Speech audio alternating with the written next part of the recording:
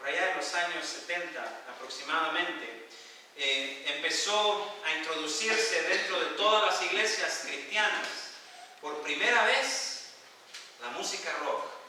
¿Bien?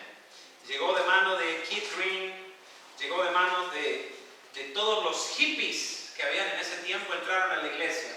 Y entonces los conservadores dijeron, esa música es del demonio, ¿sí? El rock es del demonio. Salieron pastores como David Wilkerson, que condenaban a la música y a todos los que tocaban la música rock. Y entonces los que tocaban música rock se defendieron y encontraron un argumento que durante muchos años se creyó, y hasta el día de hoy hay muchos que lo creen. Ellos decían, la música es amoral. La música es amoral. ¿Qué es algo moral? ¿Qué es algo moral? ¿Con qué tiene que ver la moral? ¿Con lo que es bueno? ¿Con lo que es malo? ¿Con lo que es apropiado? ¿Con lo que no? ¿Bien? Y algo que es amoral, ¿qué será? Es algo que carece de moralidad. Por ejemplo, algo simple, este es un micrófono. ¿Este micrófono es satánico o es santo? Correcto, y si supongamos, o sea, bueno, estamos en un contexto de iglesia, ¿sí o no? Ok, si yo me llevo el micrófono y me voy por allá en uno de estos boliches o alguno de estos lugares, ¿va a ser santo o no va a ser santo? Y si voy a cantarle canciones a los niños que no son de Dios, pero... Ok, eso es amoral, ¿verdad? Es algo que carece de moralidad. ¿Y qué pasa si lo agarro del boliche y me lo traigo de nuevo a la iglesia? ¿Qué? ¿Se reconvirtió? Ok, muy bien. Entonces ya entendemos el concepto. Esto es algo amoral, carece de moralidad. ¿Ya? No puedo decir que esto es santo, no puedo decir que esto es. Solamente si le doy un uso santo o si le doy un uso que sea negativo. Ahí yo puedo decir esto es o no es. ¿Bien? Entonces, así como esta banca, como la mesa, como los materiales de construcción pueden servir para construir un centro de perdición, un templo satánico, de la misma forma pueden servir los mismos materiales para construir un templo de Dios. Bien, eso es amoral, que carece de moralidad. Y ellos decían, la música es amoral. No interesa los ritmos musicales, no interesan las formas musicales. Lo que interesa es la letra. Si dice Jesús, entonces es de Dios. ¿Bien? Si dice Jesús, es de Dios. Si dice de Satán, entonces es de Satán. ¿Bien? Eso es lo que ellos esgrimían y decían en su tiempo. Durante esos años, hoy que había controversia. Yo creo que había más controversia que en estos días. En estos días nos hemos vuelto más eclécticos. ¿Sí? ¿Conocen ese término? Abiertos a nuevas ideas, a nuevos conceptos. Quisiera mostrarles algo importante. La Biblia enseña que la música sí tiene efectos morales en el ser humano. La música tiene poder y tiene un poder asombroso que puede ser usado para bien o para mal. ¿Bien? Abran sus Biblias, vamos a 1 de Samuel capítulo 10. 1 de Samuel capítulo 10.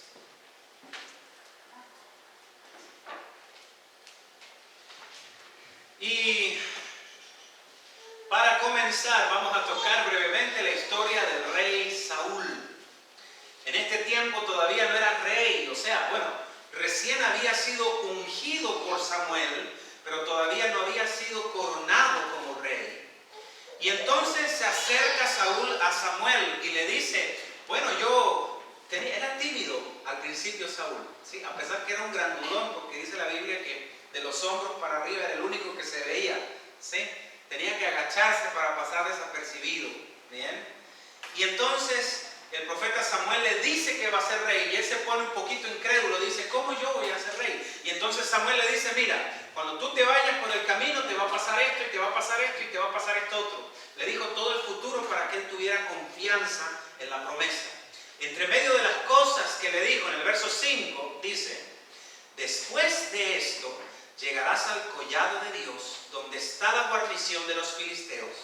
Y cuando entres allá en la ciudad encontrarás una compañía de profetas que descienden del lugar alto, y delante de ellos salterio, pandero, flauta y arpa, y ellos profetizando. Instrumentos musicales, ¿ok? Instrumentos musicales. Samuel le profetizó de que cuando Saúl entrara en esa compañía de músicos que venían alabando y cantando. Por cierto, la palabra profetizar muchas veces en el Antiguo Testamento se puede intercambiar por la palabra cantar. No necesariamente es que vinieran profetizando, ¿me entienden? Sino que venían alabando con instrumentos de música.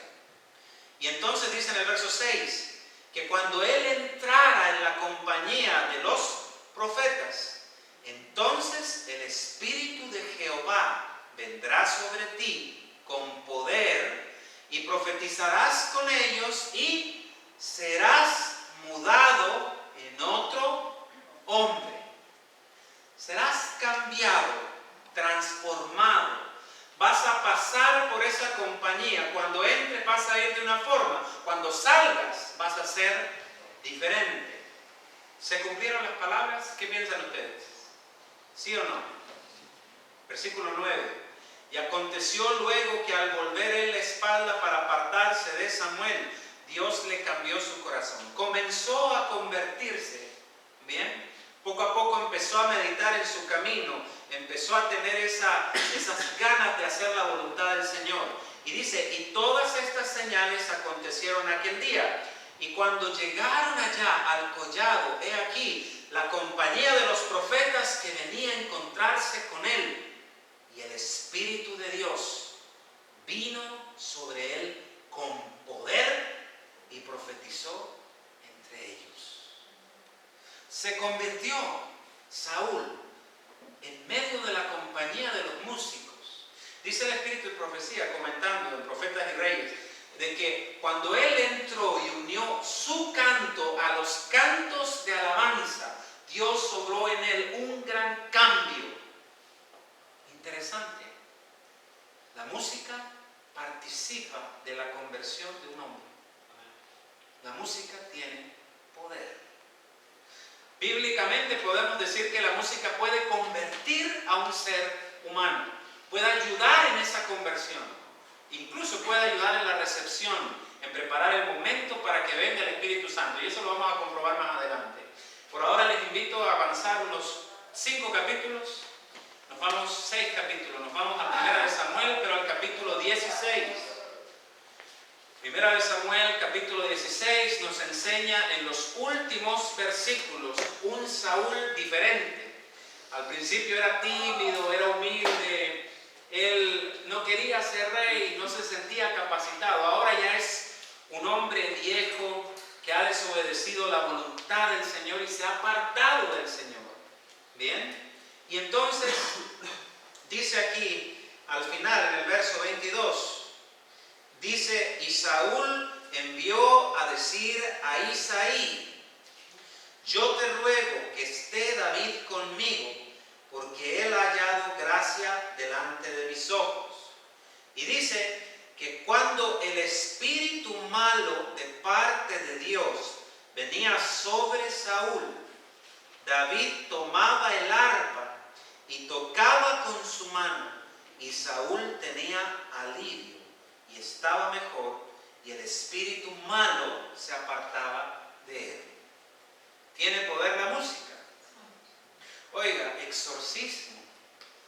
Exorcismo.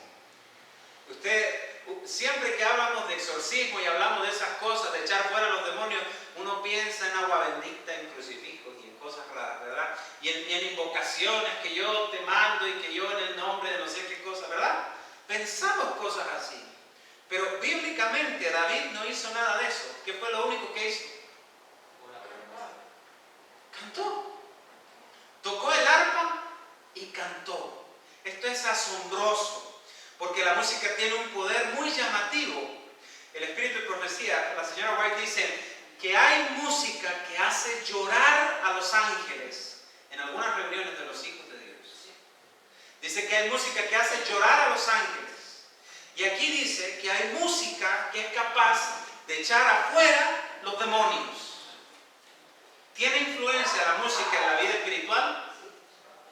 Para bien y para mal, la tiene. Podemos ahuyentar la presencia de los ángeles o podemos ahuyentar la presencia de los demonios solo con música. ¿Tiene la música poder? Claro que la tiene. Pero hay poderes que son un poco más prácticos dentro de la música. Les invito a ir a Segunda de Reyes, un poquito más adelante, en Segunda de Reyes y en el capítulo 3 o 4, ya les digo. Sí, era el capítulo 3. Y aquí tenemos una historia bien interesante. Aparecen 3 reyes, van a la guerra, van por el otro lado del Jordán, por la tierra de Moab. Y en el desierto que hay ahí se encuentran sin agua. ¿Qué es lo que es estar en un desierto sin agua? La muerte. ¿Sí? Es un sinónimo de la muerte. Entonces, los 3 reyes entran en consejo y empiezan a ver qué es lo que vamos a hacer. Y uno de los 3 reyes era un excelente rey, pero que escogía muy mal sus amistades. Su nombre era Josafat, el rey de Judá. ¿Estaba con quién? Con 2 reyes, el rey de Edom y el rey de Israel. Pongan mucha atención porque el rey de Judá era Josafat y el rey de Israel era otro. Bien, esto es importante. Bien, y los 3 se ponen de acuerdo y Josafat les dice, ¿por qué no cruzamos el Jordán? Del otro lado del Jordán, allá en Gilgal, hay un profeta que dice la palabra de Jehová. Ese profeta era el profeta Eliseo. Bien, partieron los 3 reyes y se fueron rumbo hacia donde estaba el profeta. El versículo 12 dice, y Josafat dijo, este tendrá palabra de Jehová. Y descendieron a él el rey de Israel y Josafat y el rey de Edom. Bien, ¿qué harías tú si llega un rey a tu casa? ¿Cómo lo recibes? Le pones alfombra roja, ¿sí? Fanfarria. ¿Qué le das de comer? Papas fritas, ¿no? ¿Qué es lo que le das? Lo mejor que puedas tener, ¿no? Es una honra ser visitado por un gobernante, por una persona alta. Aquí llegaron 3 gobernantes a la casa de Eliseo. En realidad una escuela misionera que él tenía. Ahora bien, fíjense cómo recibe Eliseo a estos reyes, a uno en particular. Dice, entonces Eliseo dijo al rey de Israel, ¿qué tengo yo contigo? Anda a los profetas de tu papá y a los profetas de tu mamá. ¿Se dieron cuenta? Eso es lo que le dijo. Ándate a los profetas de tu papá, preguntarle, y ándate a los profetas de tu mamá. El rey, fíjense que era perseverante y no se ofendió, sino más bien simplemente le respondió, no, porque Jehová ha reunido a estos 3 reyes para entregarlos en manos de los moabitas. Y entonces Eliseo le responde, vive Jehová de los ejércitos, en cuya presencia estoy, que si no tuviera respeto al rostro de Josafat, rey de Judá, a ti ni te miro ni te veo. Te hago la ley del hielo. ¿Le han hecho ustedes la ley del hielo a alguien? ¿Sí o no? ¿Qué es la ley del hielo? Ustedes la conocen, ¿no? Ay, son todos convertidos. Aquí nadie ha hecho la ley del hielo. Mire, indiferencia. Yo a ti ni te miro. Yo hago como que estás aquí. ¿Qué es esto? Es un florero. ¿Ok? Yo miro para allá, ¿verdad? Porque él no existe para mí. Todos los demás existen, pero él no. Es lo que Eliseo le dijo al profeta. Yo, si no fuera por respeto a él, a ti ni te miro ni te veo. ¿Es propio eso de un profeta? Tal vez entendiendo un poquito el contexto de lo que está sucediendo, podamos entender la reacción de Eliseo. ¿Quién era el rey de Israel con quien él estaba tan molesto? Era el rey Joram, hijo de Acab y de Jezabel. ¿Conocen esos nombres? ¿Quiénes eran Acab y Jezabel? ¿Reyes buenos? No. Son los que rayeron de la tierra todos los profetas de Jehová al punto de que Elías pensó que era el último. Destruyeron a todos los profetas de Dios y en su mesa tenían comiendo 450 profetas de Baal. Por eso cuando Eliseo lo vio, ¿qué haces aquí? ¿Sí? ¿Por qué no te vas mejor a los profetas de tu mamita y a los de tu papito? ¿Sí? Estaba molesto el profeta, pero en algún momento de la conversación, el profeta sintió la necesidad de ayudarles. Eliseo siempre fue un profeta de corazón generoso. Siempre fue un profeta amable. Se le conoce como el profeta amable, a diferencia de su maestro, que era un poquito más ermitaño. Ahora, ¿qué hizo? Verso 15. Mas ahora, dice Eliseo, tráiganme un tañedor. Tañer es tocar un instrumento de cuerda, ya sea con las uñas o con una púa, con una uñeta, ¿verdad? Y dice la palabra que mientras el tañedor tocaba, la mano de Jehová vino sobre Eliseo, quien dijo, así ha dicho Jehová. ¿Qué hizo primero el profeta antes de decir la palabra de Dios? ¿Y por qué tocó música en ese momento? Para preparar el espíritu. La música es capaz de preparar una atmósfera. Es capaz, y esto es muy práctico para todos nosotros. ¿Se enoja usted o no se enoja? ¿Sí? Me hacen enojar. ¿Sí? Así es como decir, que me hacen, yo no me enojo, que me hacen enojar. ¿Sí? Yo me enojo a veces con el perro, ¿sí? Y a veces me enojo con el perro o con el gato. A veces, yo no sé, a veces somos así, polvoritas, ¿no? Pero sin embargo, aquí hay un consejo muy práctico. Cuando tú estés molesto, cuando estés airado, cuando estés enfadado, coloca música. ¿Bien? Coloca música de adoración, música que te eleve. Y tu espíritu se calmará. Y cuando tu espíritu se calme, entonces vendrá sobre ti el Espíritu Santo, como vino sobre Eliseo. ¿Es práctico o no es práctico? Claro que es práctico. Así lo ocupó Eliseo. Él no llegó y dijo, esta es la palabra del Señor, ¿verdad? No, primero esperó a calmar su espíritu y luego entonces él dio la palabra del Señor. La palabra del Señor no puede morar en un corazón lleno de ira. No puede morar ahí. ¿Ok? Vamos a avanzar un poquito más adelante. Segunda de Crónicas, capítulo 20. Segunda de Crónicas, capítulo 20. Y a pesar de que son varios capítulos más adelante, fíjense que estamos hablando exactamente del mismo rey Josafat. Es exactamente el mismo personaje que teníamos en la otra historia. Solo que aquí están algunos años más adelante. Y resulta que ahora Josafat se enfrenta a un gran desafío. Llegó el tiempo de la guerra. Siempre el tiempo de la guerra era en primavera. No iban a pelear en invierno. En ese tiempo eran todos amigos. ¿Ok? Pero cuando llegaba la primavera se levantaban los pueblos, se iban a pelear. Y se levantó contra Israel un concilio de 3 reyes, los mismos de siempre. Edom, Moab y Amón. ¿Sí? Edom, Moab. Sí. Edom, Moab y Amón. Y los 3 reyes vinieron a pelear y a hacer guerra contra Israel. El rey, cuando lo supo, se espantó, porque estaba en inferioridad numérica. Era una guerra muy difícil de ganar. Y de hecho, él dudó tanto que dijo, yo no voy a ir a pelear con ellos sin primero ir a consultar a Jehová. Eso tenía Josafat. Era justo. Buscaba al Señor en cualquier complicación.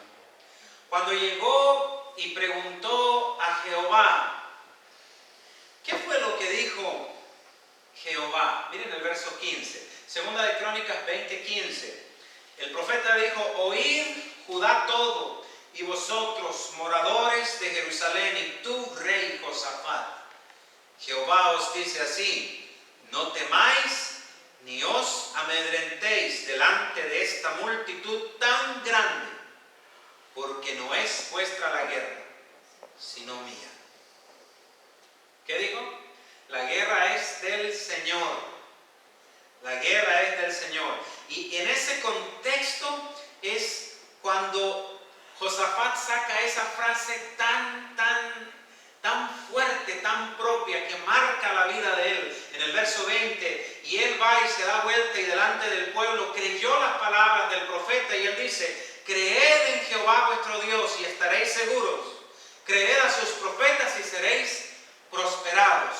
Y entonces dice: habido consejo con el pueblo, puso a algunos a que cantaran y alabaran a Jehová vestidos de ornamentos sagrados, mientras salía la gente armada, y que dijesen: glorificad a Jehová, porque su misericordia es para siempre. Hasta aquí yo no logro entender bien la lógica de Josafat, ¿sí? En primer lugar, decide ir a la guerra en inferioridad numérica. En segundo lugar, tomaron consejo con el pueblo, pero no planearon estrategias de guerra. Si tú vas a la batalla, tienes que planificar la guerra. Pero ellos no hicieron eso. ¿Qué fue lo que planificaron? Que adelante de todo el ejército iban a colocar ¿a quiénes? A los más fuertes, a los más salvajes, a los guerreros más hábiles. ¿A quiénes pusieron al frente? A los cantantes. Y los pusieron al frente. Y ustedes saben, ellos no, un cantante de aquel tiempo no irradiaba miedo o temor a las tropas enemigas. Ustedes me entenderán. Venían todos con lanzas, con flechas, venían todos con piedras, con ondas, venían con cicatrices y calaveras y huesos. Y del otro lado, los levitas con sus túnicas blancas. ¿Ustedes lo entienden? Es la lógica de Dios. Y para peor, los ponen a cantar: glorificad a Jehová, porque su misericordia es para siempre. En algunas de sus Biblias dice: dad gracias a Dios. Van a morir y le dicen: gracias, Señor. Qué misericordioso que eres tú, ¿verdad? Pero ahora miren lo que dice el siguiente versículo, maravilloso. Cuando comenzaron a entonar los cantos de alabanza, Jehová puso contra los hijos de Amón y Moab y los del monte de Seir las emboscadas de ellos mismos que venían contra Judá, y se mataron los unos a los otros. ¿En qué parte del verso dice que los israelitas lanzaron una flecha, levantaron la espada, arrojaron una piedra? ¿Cómo vencieron al ejército enemigo? Es increíble. Se mataron solos. Lo único que hicieron fue cantar. Nada más. La Biblia nos enseña que la música tiene un poder asombroso. Tiene la capacidad de convertir un corazón. Tiene la capacidad de poder cambiar los propósitos del alma, de darle un nuevo sentido a la vida. Es capaz, en la guerra espiritual, de echar fuera a los ángeles o echar fuera a los demonios. Cuando nosotros cantamos, tenemos que tener esa fe y esa esperanza. Estamos en un lugar donde los hijos de Dios alaban y los demonios se quedan fuera. Tiene la música el poder de calmar el espíritu airado. La música tiene el poder incluso de ganar las batallas imposibles. Entonces, volviendo a los años 70, cuando decían que la música es amoral, que no hace bien y no hace mal, que se dan cuenta que hay algo ahí. Por lo menos ya sabemos, con la Biblia en la mano, que podemos utilizar la música para bien. Lo sabemos, ¿verdad? Es más, ¿saben? El culto perfecto, el culto dado por Dios, el culto más maravilloso que Dios pueda mostrarnos, el culto más perfecto, lo refleja el libro de Primera de Corintios en el capítulo 14. Fíjense, este es el modelo de lo que Pablo dice que debieran ser nuestras iglesias. Es cierto, el capítulo 14 está hablando de hablar en lenguas, de profetizar, está en ese contexto, pero todo el capítulo está hablando de todo el culto, de todas las partes, incluida la música, la oración, la predicación. Por eso dice en el verso 15, 1 Corintios 14, 15, ¿qué pues? Oraré con el espíritu, pero oraré también con el entendimiento. Cantaré con el espíritu, pero también cantaré con el entendimiento. Bien, o sea, está hablando de todo el culto, la música, todo. Ahora miren lo que dice en el verso 23. Si toda la iglesia se reúne en un solo lugar y todos hablan en lenguas y entran indoctos o incrédulos, ¿no dirán que están locos? Ese razonamiento yo lo encuentro muy lógico, ¿no? Porque si llega alguien que estaba paseando allá en el parque y se viene para acá y yo me pongo a cantar en mapudungún, ¿verdad? Y el presentador se pone a hablar en alemán y después pasa Ricardo y me presenta en italiano, ¿verdad? ¿Verdad? ¿Qué provecho va a poder sacar esa persona? Ninguno. ¿Ok? Muy bien, pero ahora vamos al tema que nos interesa. Entonces, ¿cuál es la respuesta? ¿Cuál es la verdadera adoración que debiera existir en nuestras iglesias? Sigue diciendo, pero si todos profetizan y entra algún incrédulo o indocto, por todos es convencido, por todos es juzgado, lo oculto de su corazón se hace manifiesto, y así, postrándose sobre el rostro, adorará a Dios, declarando que verdaderamente Dios está entre vosotros. Amén, que sea así. Que cuando cualquier desconocido entre en la iglesia adventista del Este, de Rosario del Este, caiga de rodillas, adorando a Dios y reconociendo que Dios está en medio nuestro. Amén. Amén. Vamos a proyectar adelante un poquito y vamos a ver algo que les tenía preparado. Esta parte, fíjense que ya no vamos a hablar tanto de Biblia. En esta parte vamos a hablar de los otros efectos que tiene la música y se pueden emplear tanto para bien como para mal. ¿Bien?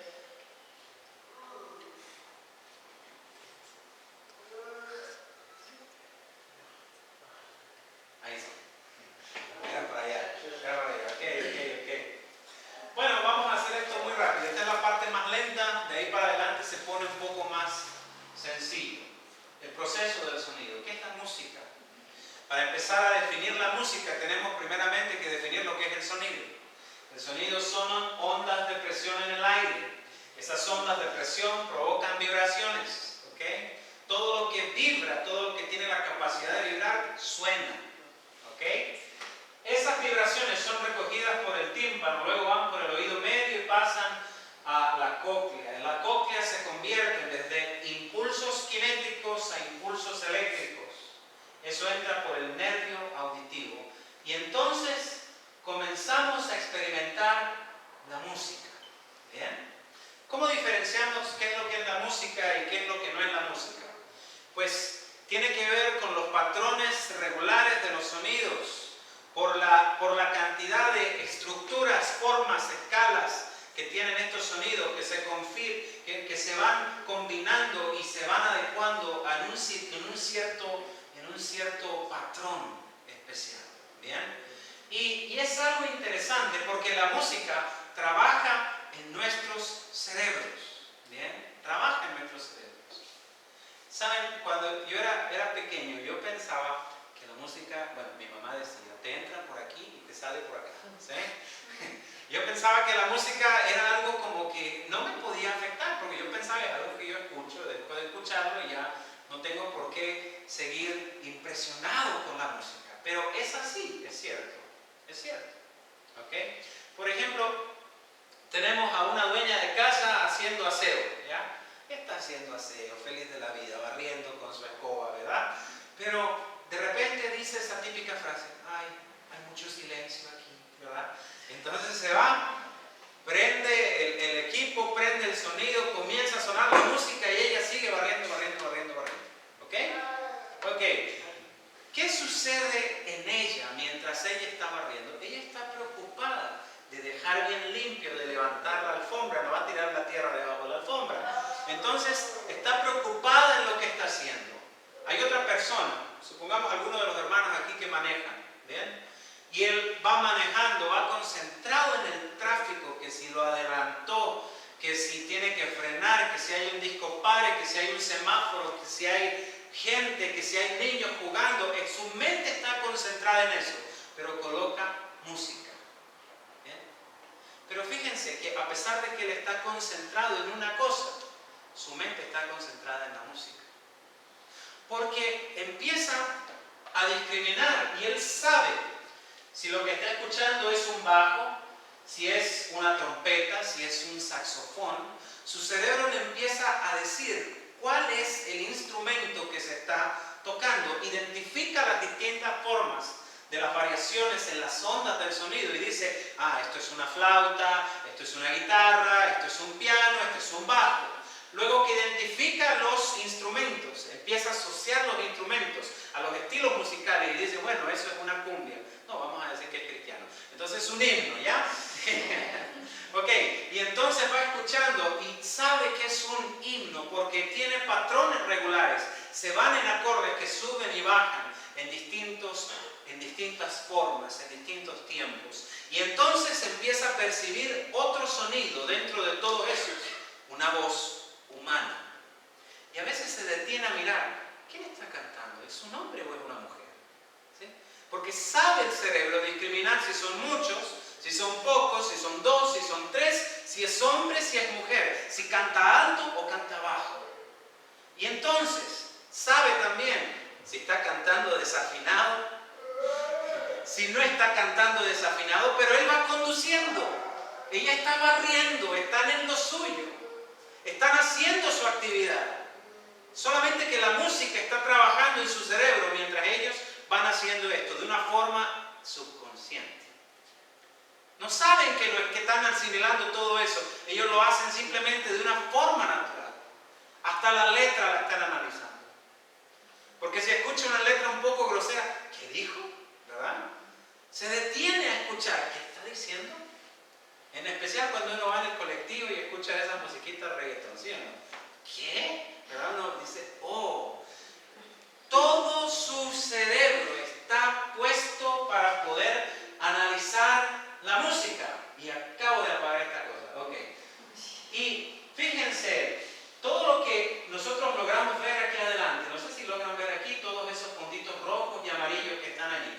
Son las áreas de la corteza cerebral que se ven afectadas cuando usted toca un instrumento, cuando está simplemente escuchando música e incluso, aunque no tenga ningún instrumento musical, cuando está escribiendo música. Todas esas áreas del cerebro se ven afectadas. Por esa razón, el doctor Charles Limb, él dice, creo que hay suficiente evidencia para decir que la experiencia musical, la exposición musical, la formación musical, todas esas cosas literalmente cambian su cerebro. Yo pensaba que la música entraba por aquí y salía por allá. ¿Bien? Pero puede cambiar nuestro cerebro. Porque hay partes que están afectadas y cada parte de la música es analizada por una parte diferente de nuestra corteza cerebral. Aún los sentidos y los órganos que tienen que ver con todo lo que tiene que ver con las emociones, con las sensaciones, los mismos órganos que controlan todas nuestras emociones y todo lo que es involuntario, la forma del latido de nuestro corazón, son las mismas que están controlando también el ritmo dentro de la música. Ahora bien, cuando nosotros miramos más adelante y cómo trabaja la música en nosotros, aquí hay una pregunta bien interesante. ¿Quién de ustedes ha tenido un gusano en el oído? ¿No? Tan limpios ellos, sí, tan limpios. Aquí no hay ratas, tampoco hay gusanos, no hay nada aquí, todo. Son limpios, ¿verdad? Ninguno ha tenido gusanos en el oído, ¿no? ¿Una mosca? Ok, bueno, eso es más honesto por lo menos. ¿Okay? Pero, ok, se lo digo de otra forma. ¿A quién de ustedes se le ha quedado pegada una canción? No que tan limpio, sí, no que tan limpio.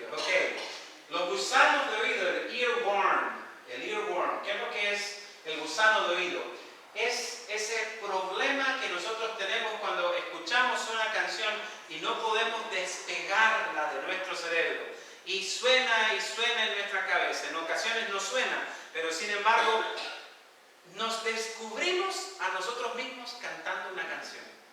¿Sí? No me doy cuenta siquiera y estoy cantando una canción. ¿Sí? ¿Cómo sucede eso? ¿Cómo se puede quedar pegada una canción?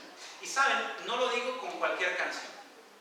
Porque a mi hijo tiene 10 meses, le encanta una canción que dice cucú, cucú, cantaba la rana. ¿Ok? Y a veces la ponen y la ponen. Bueno, saben ustedes que los niños hacen eso, ¿no? Que si les gusta algo lo ponen y lo ponen y lo ponen y lo ponen. Los papás se lo saben de memoria, ¿verdad? Se saben las canciones de memoria por culpa de los niños. Ya, eso es natural, es lógico. Si lo escuchas todos los días, obviamente te lo vas a memorizar, ¿sí o no? Pero ¿y qué pasa cuando tú te memorizas música que no te gusta? ¿Por qué te memorizas música que no te gusta? ¿No les ha pasado nunca? ¿Se te queda pegado algo? Yo escuchaba a un anciano ahí cantando que despacito, y ¿qué estás cantando? No, es que ¿qué estás cantando? Sí, ok, pero suele suceder, hay veces, las canciones del verano, por ejemplo, yo no sé, hace años atrás andaba una riqueza literaria tan grande que tienen, El gato volador. Guau, dice mi perro, guau, guau, guau, está enojado. ¿Ustedes entienden esa riqueza literaria que tienen esas canciones? Ok, pero hay tiempo que el gato volador sonaba y sonaba y sonaba. Y tú te ibas a comprar y estabas en el colectivo escuchando el gato volador. Llegabas al lugar y estaba en el gato volador. Y después cuando llegabas a casa y pensabas que te habían librado la vecina, el gato volador. Y de repente ya estabas tú en cualquier lugar y te encuentras cantando. ¿Qué cantabas? Usted también la cantaba, ¿ves? Ok, bueno, ¿por qué sucede eso? Es por el poder que tiene la música. La música tiene un lenguaje doble. No es solo un lenguaje que la música maneja. Maneja dos lenguajes. Se maneja en dos áreas diferentes de nuestro cerebro. ¿Ok? Por ejemplo, nosotros tenemos aquí adelante un pequeño dibujo aquí, ¿no? ¿Verdad? Del cerebro. Tenemos dos áreas principales que trabajan en la música, a pesar de que toda la corteza cerebral está involucrada. Tenemos el lóbulo frontal, que es lo que está involucrado en todo lo que es el juicio, la razón, la voluntad, el pensamiento, la conciencia. Ahí es donde nosotros analizamos todos los conceptos que son abstractos. ¿Bien? Abstractos, ¿me entienden? ¿Sí? Por ejemplo, fe. ¿Qué olor tiene la fe? ¿Qué sabor tiene la fe? No lo podemos decir, porque no se identifica por medio de nuestros sentidos. Eso es abstracto. ¿Bien?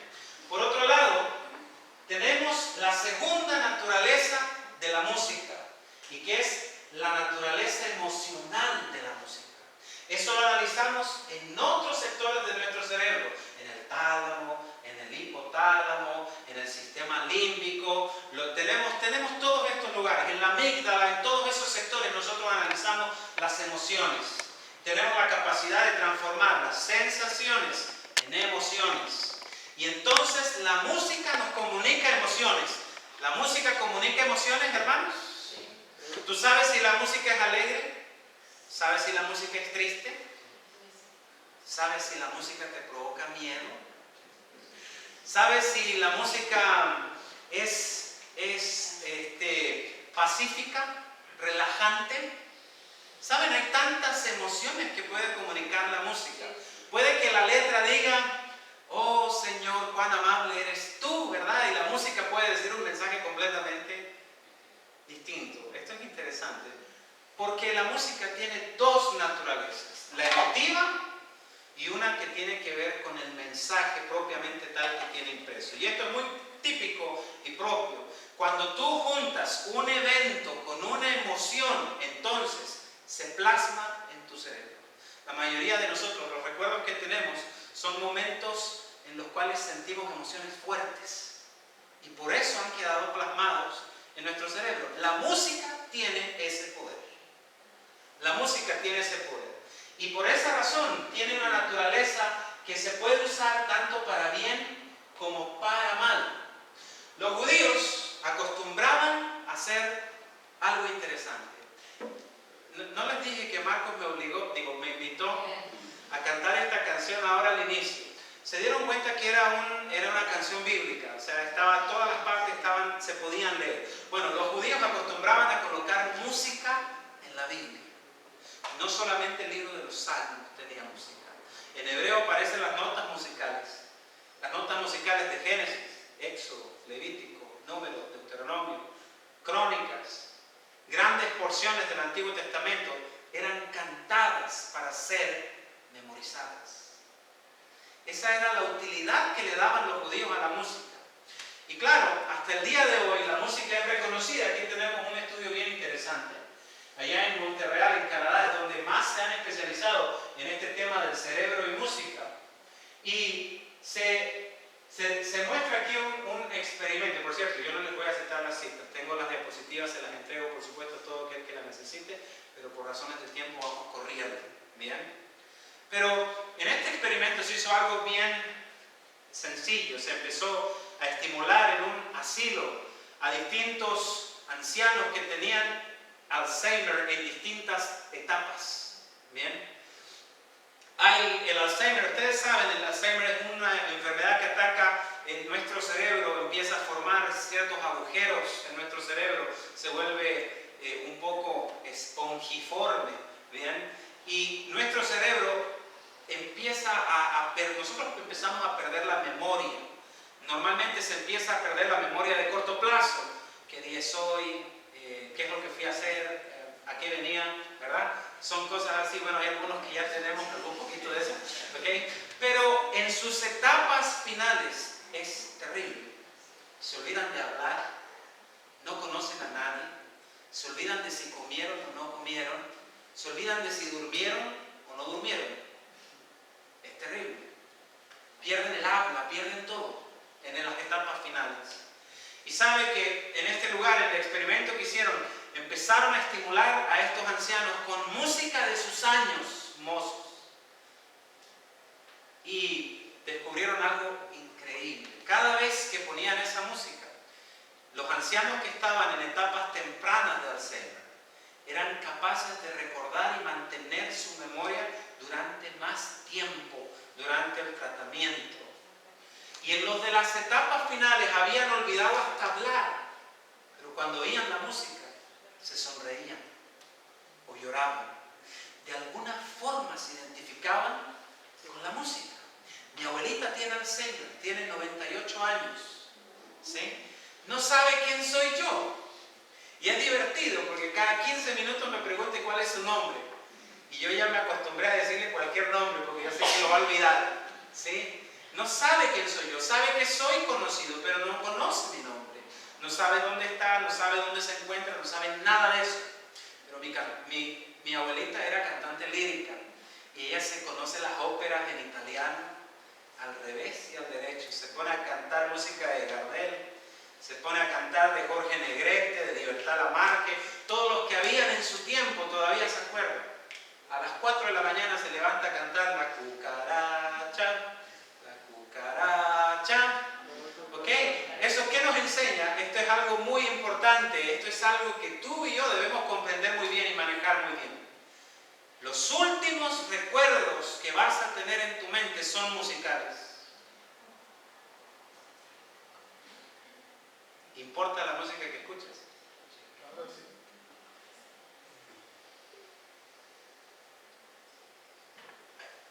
Es cierto, los últimos recuerdos son musicales. Los pollitos dicen. ¿En qué momento aprendiste esa canción? ¿Cuántos años tenían? ¿En qué momento era importante para ti que los pollitos dicen pío, pío, pío? ¿Y por qué lo recuerdas hoy? ¿Tiene importancia lo que escuchamos? Es más, tiene más importancia. Yo, antes de entrar a la iglesia, yo hacía música hip hop, me encantaba la música hip hop. La primera vez que entré a la iglesia ustedes no me habrían conocido. Yo andaba con un piercing aquí, otro aquí, otro aquí, otro acá y otro acá. Andaba con un pañoleta negra ahí, andaba con los pantalones a la mitad del trasero, con esas zapatillas de plataforma, ¿verdad? hasta el día de hoy, recuerdo todas esas canciones. Si voy por la calle y se ponen a tocar de esas canciones del hip hop de los 90, Cypress Hill, Wu-Tang Clan y todo eso, empiezan a cantar las primeras partes y yo me sé el coro. Sé lo que dice esa música, ¿me entiendes? Y eso es lo que yo pienso y yo digo, ¿cuánta basura tengo guardada aquí? Cuando tú escuchas música del mundo, estás guardando los pensamientos del mundo. Y no pienses que eso es gratis. Tal como es el hombre en su pensamiento, tal es él, dice el libro de Proverbios. Por tanto, lo que abunda en tu mente es lo que va a abundar en ti, en tu forma de actuar y en tus decisiones. Ok, ya estamos tarde. Ok, aquí tenemos otra cosa muy interesante. Este es otro estudio, ¿verdad?, de la revista europea de la neurociencia. Se utilizaron imágenes de resonancia magnética funcional para investigar los procesos neuronales. Y en el estudio notaron que las personas sometidas a escuchar cierto tipo de música estaban más propensas a gastar dinero en una subasta. No sé si a usted le gusta gastar plata, ¿sí? No sé si le gusta, pero hay música que está diseñada. Cuando usted entra a los supermercados, no piense que esa música está allí por casualidad. Está hecha para que simplemente tú te desinhibas, música alegre, ¿verdad? Para que tú simplemente, y le voy echando al carrito, ¿verdad? Cuando me doy cuenta, cuando llego a la caja, ¿sí? Cuando me toco los bolsillos, ahí recién me doy cuenta. La música está hecha para eso. La música de espera en el teléfono también está hecho eso. Es para apaciguar los leones, ¿sí? Por eso está diseñada la música. Hoy se hace con diseño. Tú pides música para que provoque el efecto que tú esperas obtener en la gente. Tú la compras con ese diseño, ¿ya? No pienses que la música es así, porque a alguien se le ocurrió o porque algo así. Podemos pasar a la siguiente. Miren que ya me retrasé, estoy corriendo contra el tiempo. ¿Bien? Ok, por lo menos voy a tener a un oyente aquí, aunque los demás se pueden ir, ¿ok? No hay problema. El siguiente diapositiva, la siguiente presentación, la parte 2. Y fíjense que bueno, aparte de la música, influir en nuestra mente, influir en nuestra memoria, influir en nuestro comportamiento, además de tener ese poder maravilloso que la Escritura tiene y que nos muestra acerca de la música, también la música tiene un poder sobre otras partes de nuestro organismo. Nos referimos a las hormonas. ¿Bien? Las hormonas son los mensajeros químicos que tiene nuestro cerebro. Es el camino más lento. Los nervios son el camino, son la carretera. Este otro son simplemente los caminos de piedra, ¿no? Pero sin embargo, estas actúan bastante en nosotros. Nos estimulan a cosas que son simples, a cosas que son más complejas. Por ejemplo, la música tiene una capacidad bastante interesante de estimular la dopamina en nuestro organismo. ¿Saben lo que es la dopamina? La dopamina es esa hormona que está encargada de hacernos sentir satisfacción, ¿sí? Es la que nos hace sentir ese ¿ok? Por esa razón, esta hormona es bien interesante, porque ella siempre está relacionada en los procesos adictivos del ser humano. ¿Bien? Cuando una persona es adicta al cigarrillo, no puede dejar el cigarrillo. A mí me pasó eso. ¿Bien? Entonces la persona está así y de repente pasa un rato y siente que tiene la necesidad. Y si está en una iglesia, se siente como incómodo. Es como que necesita salir. Y así se ponen a veces como leones enjaulados hasta que logran salir, y cuando salen y se relajan. Eso es dopamina. ¿Bien? Ahora es interesante, la dopamina es estimulada también por la música, así que no sería un mito decir esta persona es adicta a la música. ¿Bien? Incluso, ¿saben? Se segrega tanta dopamina cuando uno escucha música que cuando tú intuyes que viene el clímax de la canción, el cuerpo segrega una doble porción de dopamina. Sientes más satisfacción cuando sientes el clímax. De hecho, puede que ni siquiera la hayas escuchado antes, pero tu cerebro ya está enviando información. Ya está enviando información de sosiego cuando tú escuchas antes de escuchar el clímax. ¿Se imaginan ahí generando dopamina y que de repente te corten la canción? No, sería terrible. ¿Ok?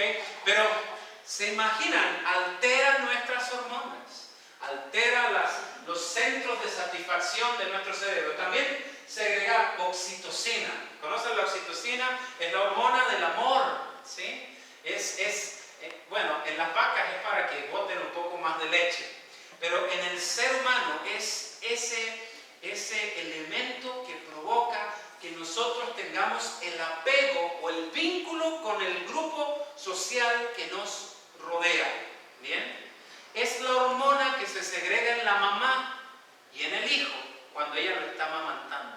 Por eso es que el lazo entre madre e hijo es tan fuerte, ¿sí? Es tan fuerte. En mi caso, yo tengo un niñito de 10 meses, yo no existo, ¿sí? Yo no le puedo dar de comer, solo le recibe a la mamá. Yo no sé cómo, hay distintos casos, pero naturalmente es así. El vínculo fuerte primario es mamá-hijo, ¿bien? Y la oxitocina trabaja en este tipo de cosas. Cuando nosotros lo empleamos en la música nos vincula a cosas, nos vincula a lugares, nos vincula aún en el tiempo. Yo escucho esta canción, ay, eso me hace acordar de mi abuelita, ¿sí? Ay, esa es la música que escuchaba mi papá. O si no, ay, eso me hace acordar de mi tierra, ¿sí? Cuando uno está lejos de su país y uno escucha esa música y uno se logra trasladar a lugares. Puede sentir emociones, puede sentir hasta olores. Hay personas que pueden percibir olores solamente con la música. Y esto también se puede usar para bien o para mal. Para bien o para mal. Por ejemplo, esta es una cosa que tal vez no tiene que ver con música. Todo esto, ¿están cansados, verdad? No. ¿Seguros? Seguro. ¿Cuántos sí, cuántos no? Porque ok, pero aquí hay algo. Estamos terminando, esa es la mentira que digo siempre. No, pero estamos terminando, ¿ok? Miren, vamos a hacer un trato caballero. 10 minutos, ¿me dan 10 minutos? 10. Ok. Miren, viene un joven y entra a la iglesia, tiene cabello largo, viste una camisa negra, tiene una calavera aquí y otros monos por detrás con sangre y todo eso. Y ustedes lo ven, pelo largo, un poco descuidado, unos jeans medio gastados. ¿Qué escucha ese joven? ¿Y por qué me dicen que escucha rock? Si ni siquiera le he dicho lo que él escucha. ¿Por qué? Porque la música rock está asociada a una cultura de rock que no solamente incluye la música, tiene que ver con la vestimenta, tiene que ver con el lenguaje que se ocupa, tiene que ver con la actitud que la persona tiene, ¿sí? Ustedes saben, bueno, no quiero llegar a los pachiturros, ¿verdad? Pero ustedes saben que cada estilo musical maneja un submundo cultural alrededor de él. Ustedes lo saben. La forma en que se viste, la forma en que es, la forma en que habla. Ok, eso tiene que ver también con la oxitocina, porque nos vinculamos a grupos por medio de la música. Por medio de la música. ¿Bien? Y por eso es que es tan fácil que si una persona empieza a escuchar rock cristiano, después le empieza a gustar el otro rock. Es algo simple. Y por otro lado, esto es bien lindo. ¿Han estado lejos de Argentina? Los argentinos me refiero, porque aquí tenemos otras nacionalidades. Oh, ¿brasileños hay aquí? Sí. Ok, los brasileños, muy bien. Cuando ustedes llegaron, siempre estuvieron en ambiente de iglesia. Cuando llegaron aquí, encontraron hermanos de iglesia, ¿sí? Ok. Bueno, yo he estado en lugares donde no hay ningún cristiano. En Europa se ve eso. En Europa se ven lugares donde el cristianismo es algo extraño, ajeno. Muy bien, canta un himno. Canta el himno que cantaban en tu iglesia. Porque la oxitocina tiene ese poder de vincularte. Y aunque estés lejos y no tengas nadie a tu alrededor, la música va a ser capaz de recordarte que no estás solo, que eres parte de un pueblo, del pueblo de Dios. Por tanto, la música se puede ocupar de tantas maneras. De tantas maneras. Déjenme aquí terminar con la última hormona. Todavía me quedan minutos. ¿Okay? Vamos a pasar de la serotonina y nos vamos aquí. Ok. Las percusiones bíblicas. Bueno, en este seminario no hemos hablado nada de esto, así que vamos a pasar esto de lado. Pero ese es un tamborcito, ¿verdad? Bueno, eso es interesante, ¿no? La percusión es un elemento clásico de la música moderna. Cada vez va en aumento más y más. ¿Ven? La música que ustedes escuchan hoy no es la misma que había hace 30 años. Estamos en un momento en que las percusiones tienen tomado el 60 o el 50% de una canción, sea del mundo o sea cristiana. ¿Bien? Esto es parte de la cultura contemporánea. La cultura contemporánea le gustan las percusiones. Y no es algo que yo estoy inventando, disculpen. Yo mezclo música, ¿no? Y yo trabajo en música. Cuando ustedes mezclan música, la pantalla del computador se ve más o menos así. ¿Bien? Cada una de esas líneas de colores que ustedes están viendo es un instrumento diferente en una mezcla musical. ¿Bien? Y hay un exceso, se logra observar a ciencia cierta, un exceso de instrumentos de percusión en la música. ¿Bien? No es que yo se lo esté inventando. Esta es una mezcla base, por ejemplo, sintetizador, piano, sintetizador, bajo, guitarra. Hasta ahí terminan los instrumentos musicales. De ahí para abajo son puros elementos de percusión. El hi-hat, tenemos el tom, el kick, el low. Tenemos todos estos, son instrumentos de percusión. La música moderna tiene esa característica, percusiones cargadas, bajos cargados. ¿Bien? No piensen que eso es por casualidad, eso está diseñado de una forma especial. La música contemporánea tiene bajas frecuencias exageradas. Eso es lo que nosotros hablábamos igual ahora, ¿verdad? A la hora de la comida. Cuando tú escuchas que hay una fiesta por allá lejos y que por allá están tocando música, ¿qué es lo único que escuchas? El bajo o la percusión. Cuando pasa un muchacho escuchando reggaetón, retumban los vidrios de la percusión. ¿Sí? Gracias a Dios no se escucha la letra, pero escuchamos la percusión. ¿Verdad? Lo mismo pasa, la música bailable, la música rock, todos estos estilos musicales contienen mucha percusión y mucho bajo. ¿Por qué? ¿Por casualidad? No.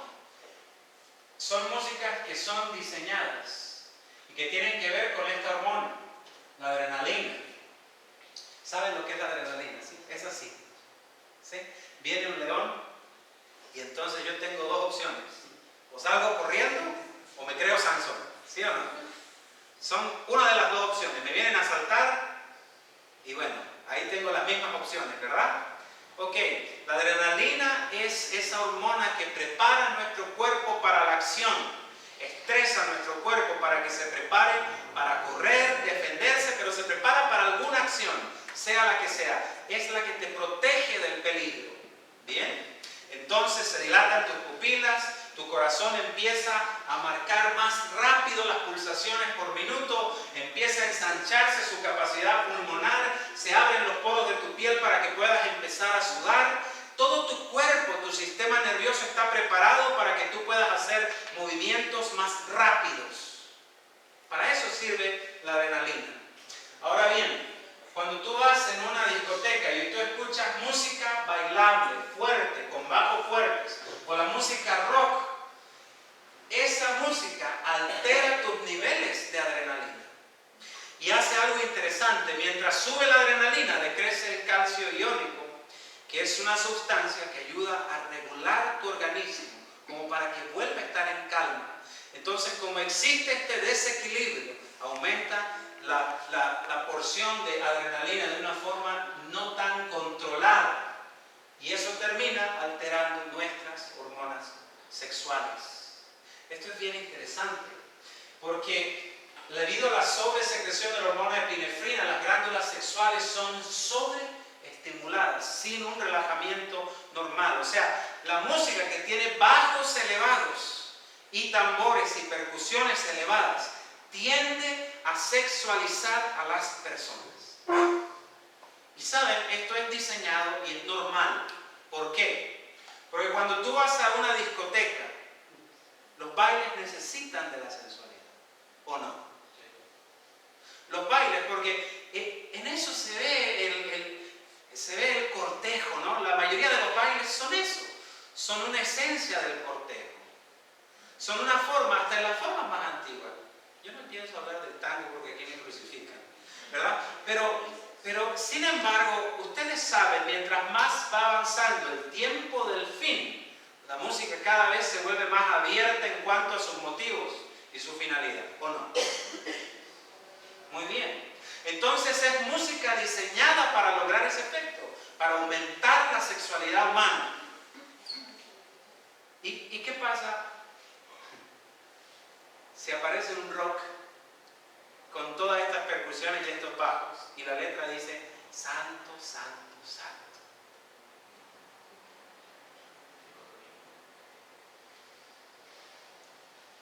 ¿Ustedes piensan que la letra santifica el ritmo?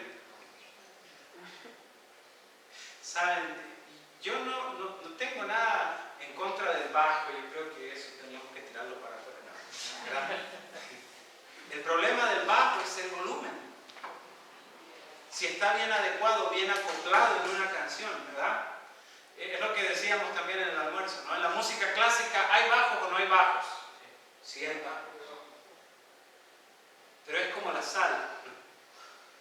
No le puedes echar mucho, pero tampoco puede faltar. Tiene que estar en su medida justa. ¿Bien? Pero la mezcla, y esto no lo digo yo, les prometo que yo no lo digo. Este que está ahí es Bob Katz. Él mezcla para Mark Anthony. Es uno de los mezcladores más reconocidos y es una eminencia en mastering. Él dice, en 30 años el nivel de las percusiones y los bajos han subido 30 decibeles. ¿Ustedes saben lo que son los decibeles? ¿Han visto los faders de esas cositas y de esas maquinitas? ¿Cuánto sube cuando usted aumenta 30 decibeles? ¿Sí? O sea, no es algo que yo esté inventando y no es algo que sea desconocido, es algo real. La música moderna está hecha con un propósito, el propósito de aumentar la sensualidad, la sexualidad. Y ahí viene el punto. Hasta aquí yo les dije, terminaba, así que termino aquí. Falta 5 minutos. Ok, vamos a ocupar esos 5. No, miren, aquí hay un punto importantísimo, importantísimo. La música es capaz de afectar tu mente. La música es capaz de afectar tus emociones involuntariamente. Puede afectar tu carácter. Si Ellen White dice que la mezcla de los pensamientos con los sentimientos combinados forman el carácter moral. ¿Puede la música afectar tu carácter? ¿Puede la música afectar tu adoración y la forma en que tú adoras a Dios? Por supuesto que sí. Por supuesto que sí. Y ahí viene la pregunta más terrible. No es necesario que me la contestes. ¿Qué estás escuchando? ¿Qué estás viendo? Tú lo sabes, yo no lo sé. Solo tú lo sabes, yo no lo sé. ¿Ok? Déjenme contarles esta historia para terminar. Habían dos amigos. Uno de ellos era colombiano. Y allá en Colombia hay sectores donde todavía se hacen las peleas de gallos. Y colocan a los gallos a pelear allí, se ponen en la galería y le apuestan a uno, le apuestan al otro, se divierten allá en esas zonas. Y el amigo que era el dueño del local invita a su amigo a su local para que él conociera lo que él hacía, en qué se desenvolvía, y el amigo fue. Y entonces fueron juntos el fin de semana y se encontraron la pelea allí. Y entonces, cuando ya va a comenzar, el dueño del local le dice a su amigo: hoy apuéstale al gallo blanco. Al gallo blanco. Ay, le dijo el otro: ¿yo qué voy a hacer si esto es primera vez que vengo aquí? Se ponen a pelear los animales y efectivamente ganó el gallo blanco. Qué experiencia que tiene que tener este hombre que ya sabe discernir cuál es el gallo ganador. Impresionante, impresionante.